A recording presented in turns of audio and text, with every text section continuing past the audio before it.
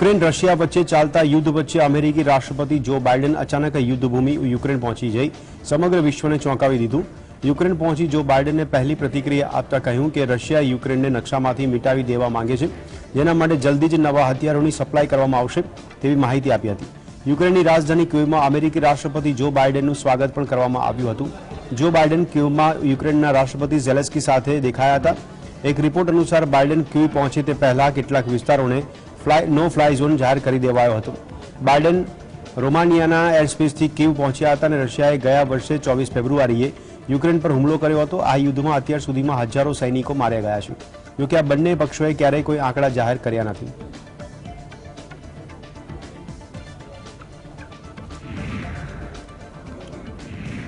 Russia Ukraine वच्चेना युद्धने एक वर्ष पूर्ण थवा आव्युं छे, त्यारे अमेरिकी राष्ट्रपति जो बाइडने अचानक युक्रेननी राजधानी कीवनी मुलाकात लीधी हती।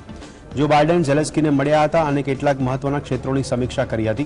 આ દરમિયાન બાઇડને યુક્રેનને યુદ્ધમાં મદદ કરવા માટે $500 મિલિયન નવા સંરક્ષણ પેકેજનું એલાન કર્યું છે।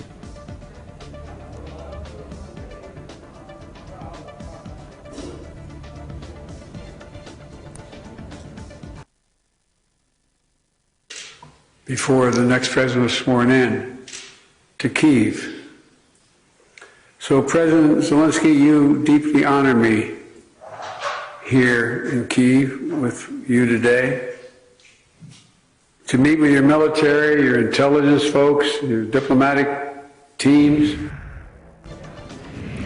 યુએસ તરફથી એક વિગતવાર નિવેદન જારી કરવામાં આવ્યું છે। તે નિવેદનમાં કહેવામાં આવ્યું છે કે રશિયા સાથેના યુદ્ધની વચ્ચે અમેરિકા યુક્રેનને કેવી રીતે અને કયા સ્તરે મદદ કરશે। રાષ્ટ્રપતિ જો બાઇડને કહ્યું છે કે એક વર્ષ પહેલા રાષ્ટ્રપતિ વ્લાદિમીર પુતિનને લાગ્યું હતું કે તેઓ યુક્રેનને સરળતાથી હરાવી દેશે। પશ્ચિમી દેશો એક નથી, તેથી તેમને કોઈપણ પડકારનો સામનો કરવો પડશે નહીં, પરંતુ તેઓ સંપૂર્ણપણે ખોટા સાબિત થયા।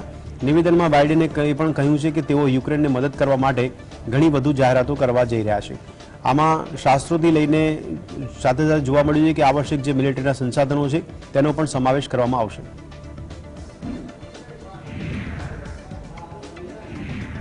બેંગલુરુના ધોરણ 2ના એક વિદ્યાર્થીએ વડાપ્રધાન નરેન્દ્ર મોદીને પત્ર લખ્યો છે, જેમાં તેમણે પીએમ મોદીની માતા હીરાબેનના નિધન પર શોક વ્યક્ત કર્યો હતો। પીએમ મોદીએ નાના બાળકના પત્રના જવાબ આપ્યો છે અને દિલને સ્પર્શી લે તેવો જવાબ વાયરલ થઈ રહ્યો છે। ત્યારે આરુષ શ્રીવાસ્તવે વડાપ્રધાન નરેન્દ્ર મોદીને લખેલા પત્રમાં વિનંતી કરી છે કે તેઓ તેમની માતાના મૃત્યુ પર તેની ગાઢ સંવેદનાનો સ્વીકાર કરે અને તેમણે જણાવ્યું કે આ સમાચાર સાંભળીને તેને કેવું લાગ્યું। બીજા ધોરણમાં ભણતા નાના બાળકે પોતાના પત્રમાં લખ્યું કે મને ટીવી પર એ દ્રશ્યો જોઈને ખૂબ જ દુઃખ થયું કે તમારી વહાલી માતા હીરાબેન, જેમની ઉંમર 100 વર્ષ હતી, તેમનું નિધન થયું। કૃપા કરીને મારી હાર્દિક સંવેદનાનો સ્વીકાર કરો। હું તેમની આત્મા માટે સર્વશક્તિમાન ઈશ્વરના ચરણોમાં સ્થાન મળવાની પ્રાર્થના કરું છું। ઓમ શાંતિ। समाजवादी पार्टीना प्रमुख अखिलेश यादवे जाति गणतरी मामले महत्वનું निवेदन आपता કહ્યું, समाजवादी पार्टी सहित अनेक पक्षों जाति गणतरीना पक्षमां छे। मात्र उत्तर प्रदेश ज नहीं परंतु समग्र देशमां अनेक पक्षों जाति गणतरीना पक्षमां छे। बिहारे एक दाखलो बेसाड्यो छे, अमारी सरकार होत तो અત્યાર સુધીમાં राज्यमां जाति गणतरी થઈ गई होत, તેમ કહી वर्तमान सरकार पर शाब्दिक प्रहार કર્યા હતા। क्या सदन में बुलडोजर आएगा क्या? आप बताइए, आप नहीं पीटे गए क्या? अभी आज सदन में जब विधायक, ये कोई परंपरा पहली नहीं है। विधानसभा में चौधरी चरण सिंह जी की प्रतिमा पर हर बजट सत्र में या जब कभी सदन शुरू होता है, जनता के सवाल लेकर के विधायक वहां बैठते हैं। क्या जनता के सवाल लेकर के विधायक नहीं बैठ सकते वहां विधानसभा के सामने? उपेन्द्र कुशवाहाए नीतीश कुमार मामले निवेदन आपता કહ્યું કે નીતિશ કુમારે શરૂઆતમાં સારું પ્રદર્શન કર્યું હતું, પરંતુ તેમણે જે રસ્તે ચાલવાનું શરૂ કર્યું છે તે રસ્તો બિહાર માટે ખરાબ છે। નીતિશ કુમાર હવે પોતાનું કામ નથી કરી રહ્યા, પરંતુ તેઓ હવે આસપાસના લોકોના સૂચનો પ્રમાણે કામ કરી રહ્યા છે। નીતિશ કુમાર પોતાની સારી રીતે કામ કરી શકતા નથી, કારણ કે તેમણે ક્યારેય અનુગામી બનાવવાનો પ્રયાસ કર્યો નથી। हर तरह से लोगों के बीच अमन, चैन, शांति कायम हुई, बिहार डेवलपमेंट की ओर बढ़ चला, तो बहुत ही अच्छा काम मुख्यमंत्री जी ने किया। लेकिन जो कहा जाता है कि अंत भला तो सब भला, और अंत में अगर भला नहीं तो कुछ नहीं भला, तो बहुत ही अच्छा नीतीश कुमार जी ने किया। लेकिन बाद में अंत में आकर अंत भला तो सब भला नहीं हुआ, अंत बुरा हो गया। બિહારના સીએમ નીતિશ કુમાર સાથે ઘણા દિવસોના અણબનાવ બાદ ઉપેન્દ્ર કુશવાહે જેડીયુને અલવિદા કહી દીધું છે। કુશવાહે જેડીયુને અલવિદા કહ્યા બાદ તેમણે નવી પાર્ટીનું નામ પણ જાહેર કર્યું છે। તેમણે તેમના પક્ષનું નામ રાષ્ટ્રીય લોક જનતા દળ રાખ્યું છે। કુશવાહ તેમની પાર્ટીના રાષ્ટ્રીય અધ્યક્ષ રહેશે।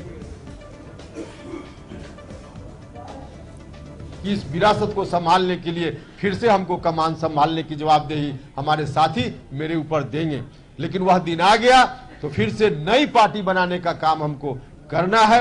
और नई पार्टी जो बनाने का निर्णय हमारे साथियों ने लिया है, जिसका राष्ट्रीय अध्यक्ष बनने की जवाबदेही भी मेरे ऊपर सौंपी है, उस पार्टी का नाम है राष्ट्रीय लोक जनता दल। राष्ट्रीय लोक जनता दल। મહારાષ્ટ્રના મુખ્યપ્રધાન એકનાથ શિંદેની આગેવાની હેઠળના જૂથને ચૂંટણી પંચ દ્વારા શિવસેનાનું નામ અને ચૂંટણી ચિહ્ન આપવામાં આવ્યું છે। શિવસેનાનું નામ અને ચૂંટણી પ્રતીક એકનાથ શિંદેને ફાળવ્યા બાદ ઉદ્ધવ ઠાકરે જૂથ આક્રમક બન્યું છે। તેઓએ ચૂંટણી પંચના નિર્ણયને સુપ્રીમ કોર્ટમાં પડકારવાની વાત કરી છે। આ દરમિયાન ઉદ્ધવ ઠાકરે કેમ્પે શિવસેનાના સત્તાવાર ટ્વિટર હેન્ડલ અને તેની વેબસાઇટ બંનેને ડિલીટ કરી દીધા છે। ટ્વિટર હેન્ડલ અને વેબસાઇટ બંને શિવસેનાના નામે હતા, જેનું સંચાલન ઉદ્ધવ ઠાકરે જૂથ દ્વારા કરવામાં આવતું હતું। મહારાષ્ટ્રના મુખ્યપ્રધાન એકનાથ શિંદેએ રવિવારે કહ્યું કે શિવસેનાના તેમના જૂથને છત્રપતિ શિવાજી મહારાજના આશીર્વાદને કારણે ધનુષ અને બાણનું પ્રતીક મળ્યું છે। જ્યારે ઉદ્ધવ ઠાકરે જણાવ્યું હતું કે મહારાષ્ટ્રના મુખ્યપ્રધાન એકનાથ શિંદેની આગેવાની હેઠળના જૂથને વાસ્તવિક શિવસેના તરીકે સ્વીકારવાના ચૂંટણી પંચના નિર્ણય પછી તમામ પક્ષોએ તેમની આંખો ખુલ્લી રાખવાની અને સાવચેત રાખવાની જરૂર છે। મહારાષ્ટ્રમાં શિવસેનાને લઈને રાજકીય ખેંચતાણ ચાલી રહી છે। ચૂંટણી પંચના નિર્ણય સામે ઉદ્ધવ ઠાકરે વતી સુપ્રીમ કોર્ટમાં અરજી દાખલ કરવામાં આવી છે। અરજીમાં વહેલી સુનાવણીની માંગ પણ કરવામાં આવી હતી, પરંતુ સુપ્રીમ કોર્ટે તેનો ઇનકાર કર્યો હતો। ઉદ્ધવ ઠાકરે જૂથ માટે આ મોટો ફટકો ગણવામાં આવી રહ્યો છે। ચૂંટણી પંચે શિવસેનાના નામ અને ચૂંટણી ચિહ્નનો અધિકાર એકનાથ શિંદે જૂથને આપ્યો છે, ત્યારથી ઉદ્ધવ ઠાકરે હચમચી ગયા છે। તેમણે મોદી સરકાર પર સીધું નિશાન સાધ્યું છે અને તેમના પર આક્ષેપ કર્યા હતા। તો બીજી બાજુ શિવસેનાના પ્રવક્તા સંજય રાઉતે તો એટલો મોટો આક્ષેપ કર્યો છે કે શિવસેનાનું નામ અને ચૂંટણી ચિહ્નનો અધિકાર એકનાથ શિંદે જૂથ આપવા માટે મોટો આર્થિક વ્યવહાર કરાયો છે અને આ દરમિયાન શિવસેના પાર્ટીના ટ્વિટર અને યુટ્યુબ હેન્ડલ પર પણ ઉદ્ધવ ઠાકરેના હાથમાંથી નીકળી ગયા છે।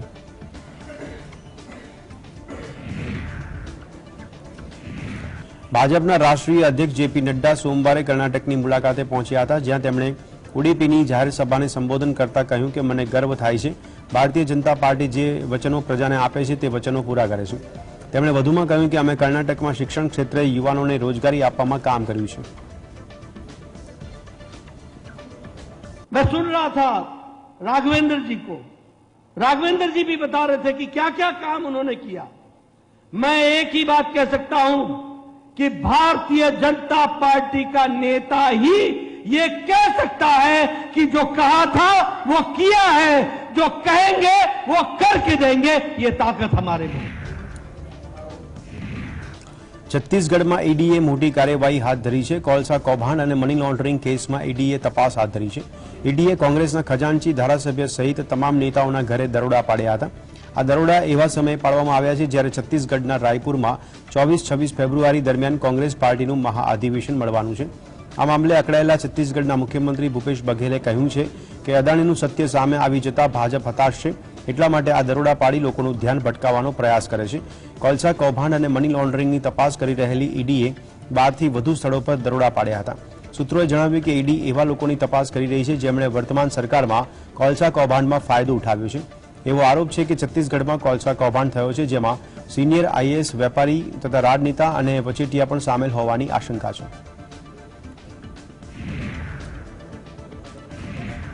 કોંગ્રેસના વરિષ્ઠ નેતા જયરામ રમેશે કહ્યું કે કોંગ્રેસના 85માં અધિવેશન પહેલા કોંગ્રેસના નેતાઓ પર ઈડી દ્વારા પાડવામાં આવેલા દરોડા વેર અને ઉત્પીડનની જે રાજનીતિનું ઉદાહરણ છે તથા તે સમયે કોંગ્રેસના નેતા પવન ખેડાએ કહ્યું કે 2004 થી 2014 વચ્ચે યુપીએ સરકાર દરમિયાન ઈડીએ 112 વખત દરોડા પાડ્યા હતા। છેલ્લા 8 વર્ષમાં 3000થી વધુ વખત ઈડીએ દરોડા પાડ્યા છે। રાજકીય પક્ષોની વાત કરીએ તો 95% દરોડા વિરોધ પક્ષના નેતાઓ પર જ પડ્યા છે। નેશનલ હેરાલ્ડ કેસમાં રાહુલ ગાંધી, સોનિયા ગાંધી અને મલ્લિકાર્જુન ખડગેની પૂછપરછ કરવામાં આવી હતી। હવે જ્યારે અમારું સંમેલન થવાનું છે ત્યારે છત્તીસગઢમાં દરોડા પાડવામાં આવ્યા છે। તેમણે કહ્યું કે હવે ઈડીનો અર્થ લોકશાહીને ખતમ કરવાનો થઈ ગયો છે।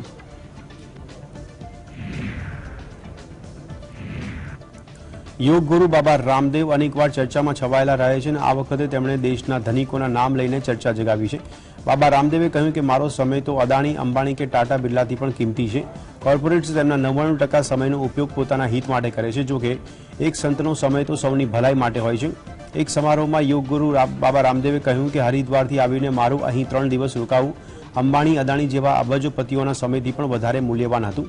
રામદેવ તેમના સહયોગી આચાર્ય બાલકૃષ્ણને સન્માનિત કરવા માટે આયોજિત એક સમારોહને સંબોધી રહ્યા હતા, જેમાં મુખ્યમંત્રી પ્રમોદ સાવંત અને કેન્દ્રીય મંત્રી શ્રીપદ નાયક પણ હાજર હતા. તેમણે પતંજલિને પુનઃજીવિત કરીને તેને આ નાણાકીય વર્ષ દરમિયાન 40,000 કરોડ રૂપિયાની ટર્ન ઓવર કરતી કંપની બનાવવા માટે આચાર્ય બાલકૃષ્ણની પ્રશંસા કરી હતી. કોંગ્રેસના નેતાઓ પર ઈડીના દરોડાથી છત્તીસગઢમાં રાજકારણ ગરમાયું છે. આ મામલે કોંગ્રેસ અને ભાજપ એકબીજા પર પ્રહારો કરી રહ્યા છે. આ કાર્યવાહીના સમય પર સવાલ ઉઠાવતા કોંગ્રેસના નેતા જયરામ રમેશે તેને બદલાની રાજનીતિ ગણાવી હતી. તેમણે કહ્યું કે ભાજપ બદલો લઈ રહી છે. જયરામ રમેશના આરોપ પર કેન્દ્રીય નાણામંત્રી અને ભાજપના વરિષ્ઠ નેતા નિર્મલા સીતારમણે પલટવાર કર્યો છે. નિર્મલા સીતારમણે કહ્યું કે બદલાની ભાવનાથી કોઈ કાર્યવાહી કરવામાં આવતી નથી. જયપુરમાં પોસ્ટ બજેટ પ્રેસ કોન્ફરન્સમાં નાણામંત્રીએ કહ્યું કોઈપણ એજન્સી પહેલા ડેટા એકત્ર કરે છે, પછી જ કાર્યવાહી કરે છે. તેમણે સ્પષ્ટ કહ્યું કે સરકાર કોઈપણ વિભાગના કામકાજમાં દખલ કરતી નથી.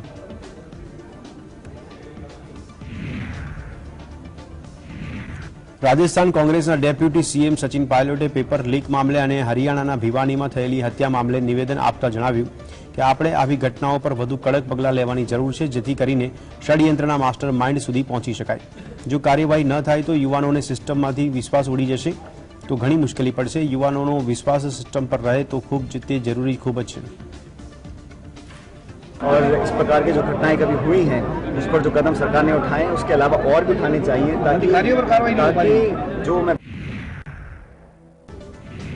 કોંગ્રેસ પાર્ટીના વરિષ્ઠ નેતા પી ચિદમ્બરમે સોમવારે કહ્યું કે પાર્ટીના બંધારણ મુજબ કોંગ્રેસ કાર્ય સમિતિના અડધા સભ્યોની ચૂંટણી થવી જોઈએ. સાથે જ તેમણે એ વાત પર ભાર મૂક્યો કે કોંગ્રેસની ટોચની નીતિ આધારિત સંસ્થા CWCમાં યુવા નેતાઓને સ્થાન આપવું જોઈએ. ચિદમ્બરમે એક ઇન્ટરવ્યુમાં કહ્યું કે તેમને ખબર પડી છે કે કાર્યકારી સમિતિની ચૂંટણી કરનાર ઇલેક્ટોરલ કોલેજના આંકડાને લઈને કેટલાક મુદ્દા છે જેને પાર્ટીની કેન્દ્રીય ચૂંટણી સત્તા દ્વારા ઉકેલવા જોઈએ. યોગ્ય રીતે વિશ્લેષણથી તે પરિણામ પર પહોંચી શકાય છે. આગામી લોકસભાની ચૂંટણીમાં કોંગ્રેસે વિપક્ષી એકતાનું કેન્દ્ર બનવું પડશે. શું CWCની ચૂંટણી થવી જોઈએ તેવું ચિદમ્બરમને પૂછવામાં આવ્યું તો તેમણે કહ્યું કે મારી અંગત સલાહ છે કે CWCના અડધા સભ્યોની ચૂંટણી થવી જોઈએ, જેવી પાર્ટીના બંધારણમાં જોગવાઈ છે.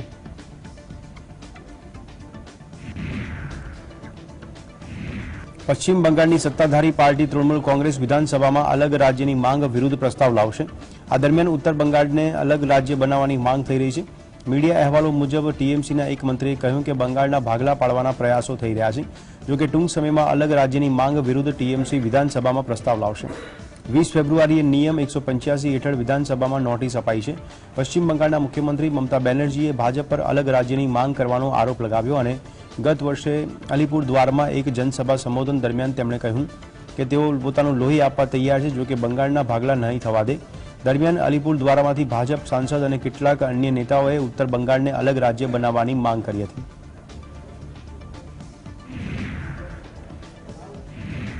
નવી દિલ્હીથી દેવગઢ જઈ રહેલી ઇન્ડિગો ફ્લાઇટમાં બોમ્બ હોવાની સૂચના મળ્યા બાદ એરપોર્ટ ઓથોરિટી સહિત સુરક્ષા કર્મચારીઓ સતર્ક થઈ ગયા હતા. બોમ્બ હોવાની સૂચના મળ્યા બાદ ફ્લાઇટનું ઇમરજન્સી લખનૌમાં લેન્ડિંગ કરવામાં આવ્યું. ફ્લાઇટના પેસેન્જરોની સુરક્ષાને ધ્યાનમાં લઈને એરપોર્ટ પર ઇમરજન્સી લેન્ડિંગ કરાવ્યા બાદ તપાસ શરૂ કરવામાં આવી હતી. આ મામલે ઇન્ડિગોના જણાવ્યા અનુસાર દિલ્હીથી દેવગઢ જઈ રહેલી ફ્લાઇટમાં બોમ્બ હોવાની સૂચના મળ્યા બાદ હડકંપ મચી ગયો હતો અને ઇન્ડિગોએ માહિતી આપી છે કે દિલ્હીમાં દેવગઢ જઈ રહેલી ઇન્ડિગો ફ્લાઇટ 6E6191માં બોમ્બ હોવાની ધમકી મળ્યા બાદ ફ્લાઇટને લખનૌ એરપોર્ટ પર ડાયવર્ટ કરવામાં આવી છે. દિલ્હી સરકારના નાયબ મુખ્યમંત્રી મનીષ સિસોદિયાને દિલ્હી દારૂ કૌભાંડના કેસમાં CBIએ ફરી પૂછપરછ માટે બોલાવ્યા છે. CBIએ તેમને 26 ફેબ્રુઆરી એટલે કે રવિવારે પૂછપરછ માટે બોલાવ્યા છે. આ મામલે મનીષ સિસોદિયાએ કહ્યું કે હું જરૂર CBI સમક્ષ જઈશ. 18મીએ સિસોદિયાની પૂછપરછ થવાની હતી, જોકે તેમણે દિલ્હીના બજેટ પર કામ કરતા હોવાનું કારણ જણાવી વધુ સમય માંગ્યો હતો. સિસોદિયા અરવિંદ કેજરીવાલ સરકારમાં નાણાં વિભાગનો કાર્યભાર સંભાળે છે. તેમણે CBIએ તેમની વિનંતી પર સહમતિ વ્યક્ત કરતા જણાવ્યું કે પૂછપરછ માટે તેઓ નવી તારીખ આપશે. સેન્ટ્રલ બ્યુરો ઓફ ઇન્વેસ્ટિગેશન દિલ્હીના દારૂ કૌભાંડને લઈને નાયબ મુખ્યમંત્રી મનીષ સિસોદિયાની 26મીએ પૂછપરછ કરશે.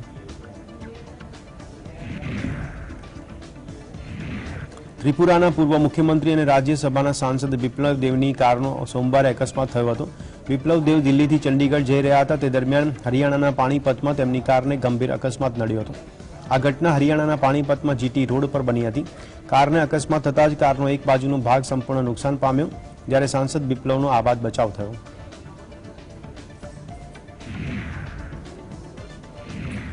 ટ્વિટરના માલિક એલોન મસ્કના માર્ગે આગળ વધતા હવે ફેસબુક પણ તેના ગ્રાહકો માટે વેરીફાઈડ સબસ્ક્રિપ્શન સર્વિસ લાગુ કરવાની તૈયારી કરે છે. ફેસબુકના માલિક માર્ક ઝુકરબર્ગે આ અંગે જાહેરાત કરી હતી કે ટૂંક સમયમાં ફેસબુકના ગ્રાહકોએ બ્લૂટૂથ સેવા માટે ફેસબુકને પૈસા આપવા પડશે. માર્ક ઝુકરબર્ગે ફેસબુક પોસ્ટ દ્વારા સબસ્ક્રિપ્શન સેવા વિશે માહિતી આપી હતી.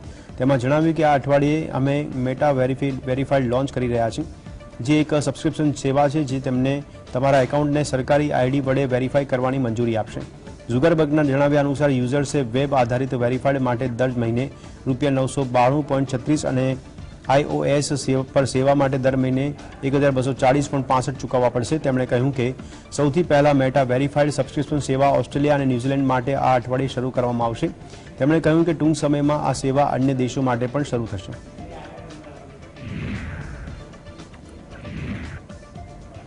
અમેરિકા દક્ષિણ કોરિયાની સંયુક્ત હવાઈ કવાયતના એક દિવસ પછી ઉત્તર કોરિયાએ ફરીથી 2 ટૂંકા અંતરની બેલિસ્ટિક મિસાઇલો છોડી હતી.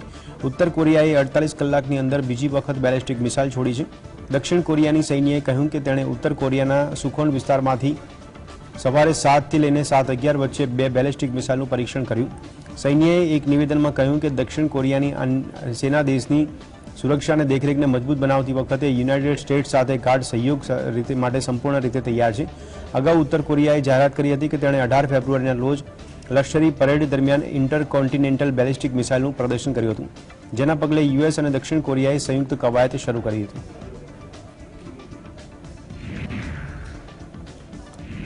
રવિવારે મોડી સાંજે દિલ્હીમાં અસદુદ્દીન ઓવૈસીના નિવાસ સ્થાને પથ્થરમારો થયો હતો, જેમાં ઓવૈસીના ઘરની બારીઓ તૂટી ગઈ હતી. દિલ્હી પોલીસે સમગ્ર ઘટનાને સમર્થન આપ્યું હતું, જે બાદ ઓવૈસીએ પથ્થરમારાની ફરિયાદ નોંધાવી. માહિતી મળતા જ એડિશનલ ડીસીપીના નેતૃત્વમાં દિલ્હી પોલીસની ટીમ ઓવૈસીના ઘરે પહોંચીને પુરાવા એકઠા કર્યા હતા. અસદુદ્દીન ઓવૈસીએ કહ્યું કે મારા ઘર પર આ પ્રકારનો ચોથો હુમલો થયો છે, જોકે અહીંયા સીસીટીવીની પણ વ્યવસ્થા છે, જેને આધારે અજાણ્યા શખ્સોની ઓળખ કરી શકશો. लेकिन अब हमारी मांग है कि आखिर इतनी हाई सिक्योरिटी जोन में, जहां एक साइड में पुलिस मुख्यालय है, दूसरी साइड में चुनाव आयोग है, अगर यहाँ पे भी एक मेंबर ऑफ पार्लियामेंट का घर सुरक्षित नहीं है तो ये तो एक बहुत बड़ा सवालिया निशान है दिल्ली की कानून व्यवस्था पर. सरकार को, खास तौर से होम मिनिस्ट्री को और पीएमओ को इस पर खास ध्यान देना चाहिए और इनके खिलाफ सख्त से सख्त कार्रवाई होनी चाहिए. જવાહરલાલ નહેરુ યુનિવર્સિટીમાં છત્રપતિ શિવાજીના અપમાન અંગે અખિલ ભારતીય વિદ્યાર્થી પરિષદ અને ડાબેરી સંગઠનના વિદ્યાર્થીઓ વચ્ચે ઘર્ષણ સર્જાયું હતું. રવિવારે એબીવીપીએ શિવાજીની જયંતિ પર પુષ્પાંજલિ કાર્યક્રમનું આયોજન કર્યું હતું, જેમાં હોબાળો થયો હતો. હોબાળોમાં એબીવીપીના સચિવે આરોપ મૂક્યો છે કે પુષ્પાંજલિ કાર્યક્રમમાં ડાબેરી વિદ્યાર્થી સંગઠને અવરોધ પેદા કર્યો. ત્યારબાદ શિવાજીની તસવીર ઉઠાવી ફેંકી દીધી હતી અને કહ્યું કે અહીં શિવાજી નહીં ચાલે. ત્યારે જેએનયુના વિદ્યાર્થી સંગઠને આરોપ મૂકતા કહ્યું કે આઈઆઈટી બોમ્બેના વિદ્યાર્થી માટે ન્યાયની માંગણી અંગેનો કાર્યક્રમ એબીવીપીના અમુક વિદ્યાર્થીઓએ બગાડવાનો પ્રયાસ કર્યો હતો. તો એબીવીપીએ તમામ આરોપોને નકારી કાઢ્યા છે. કેમ્પસમાં હોબાળા બાદ પોલીસે બંને વિદ્યાર્થી સંગઠનોને સમજાવીને શાંત કરાવ્યા હતા. वहाँ पे चित्र का अधिष्ठापन किया गया था जेएनयू कार्यालय में.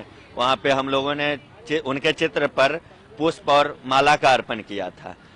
कुछ देर बाद वामपंथी गुंडे आते हैं और उनके चित्र को उठा करके फेंक देते हैं, बोलते शिवाजी विवाजी नहीं चलेगा. और हम लोग, हमारे कार्यकर्ता जब उसका विरोध करते हैं तो उनके साथ हाथापाई करते हैं, उनके साथ मारपीट पर उतारू हो जाते हैं.